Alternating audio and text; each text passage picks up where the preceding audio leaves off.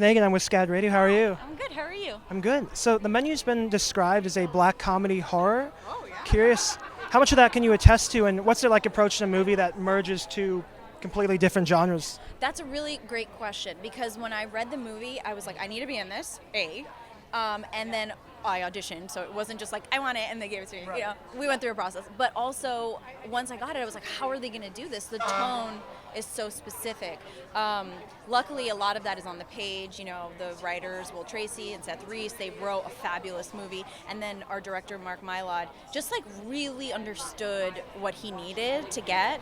And we did this thing where some takes we'll do a really small take, like a really natural small take, and then we'd get bigger as, more improv and just kind of big over the top as we went. So we had some options. And I think a lot of that, he found that rhythm in the edit. But that was cool because we got to play around and we had no idea what was going to show up, on set, and it ended up, or on the screen, it ended up being a nice mix of all of them. But yeah, it's hard. It takes a really, really masterful director, editor, all of that to make it that, because it could have just been a total disaster in the wrong hands. Yeah. Yeah, well, it looks like a really good film. I'm also curious, is there anything that you learned about food while making the movie? Yes, I did.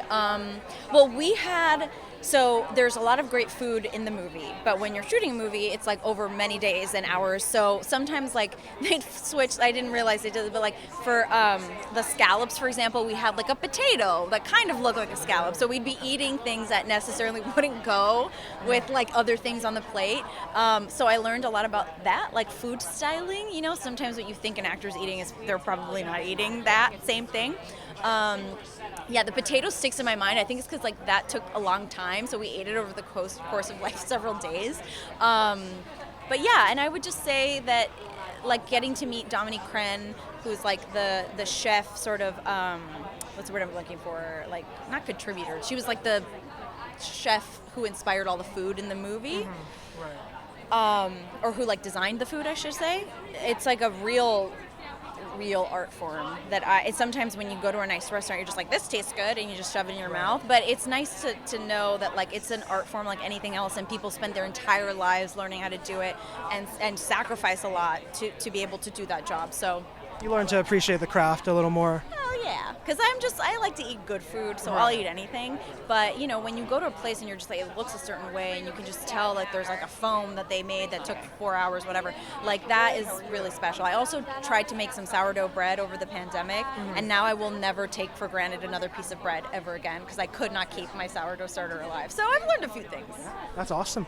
Now, we've just been asking all the guests if they could say the SCAD Radio tagline to camera, possibly. It's "You're listening to SCAD Radio more than music," and if you could just introduce yourself right before, that'd be awesome. Hi, I'm Aimee Carrero, and you're listening to SCAD Radio, more than music. All right, thank you so much. Sure. Hi, my name's Ethan Tobman. I'm the production designer of The Menu. Cool. So, in the menu, it's obviously they're cooking food. What's it like tackling that sort of set? Is it functional at all? How does that work? The kitchen was entirely functional. I think it was really important to us from the beginning to be incredibly accurate. So we not only studied every Chef's Table episode you could get your hands on, but we spoke to chefs, maitre d's, contractors for restaurants, both high-end and low-end. We literally went into the kitchens of fast food restaurants and the finest dining restaurants in the world. And our kitchen was ultimately fully functional because it really had to be. We need to see them cooking everything that they do. And then I'm also curious, are there any specific films that you drew from or were inspired for when working on the menu? I think more than films that I drew inspiration from, I did the movie because I enjoyed films about food so much.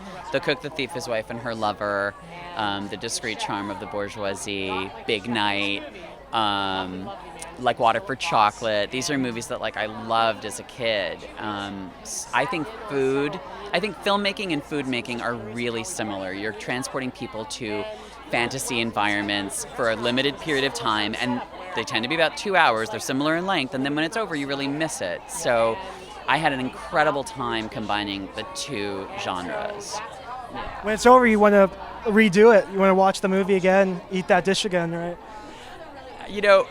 every dish was a journey. Like every dish required so many people and so much creativity and brainstorming sessions. When you see them, it's almost like an old friend when the dishes show up. So yeah, it's nice to see them all in one place. Yeah, that's awesome. Well, thank you so much. Congratulations on the film. We're all really excited. Hope you have a good film fest. Enjoy. Thank you. How are you? My name's Negan. I'm with SCAD Radio. Would you mind introducing yourself to the camera? Sure. Do you want me to look at the camera or do you want me to look at you? You can look at me. Okay. My name is Seth Reiss. I'm one of the co-writers of the menu. All right, awesome. So can you talk a little bit about why you wanted to take on this project? Maybe what inspired you to do it? Well, it was an exciting, me and my co-writer Will, we sort of had this idea, and the themes of the movie, the idea of entitlement and sort of how we as a culture just sort of consume content without sort of even thinking about it anymore, that really excited us. And also the sort of the stressor of the situation that the diners are in, we thought it was a fun situation and a fun script to write. Yeah. So the film has been described as a black comedy horror. How much of that I mean, you wrote it. Yeah. Were there any films that particularly like you drew from to kind of achieve that balance? Well, one film that's we all love is Exterminating Angel. That's kind of served as a sort of I can't think of the word. I don't know, a sort of guidepost for the film and for the actors. So I would say that movie. And if you haven't seen it, it's a great movie. You should see it. I'll check it out. Yeah. Yeah, but thank you so much. Thanks. Congratulations on the movie.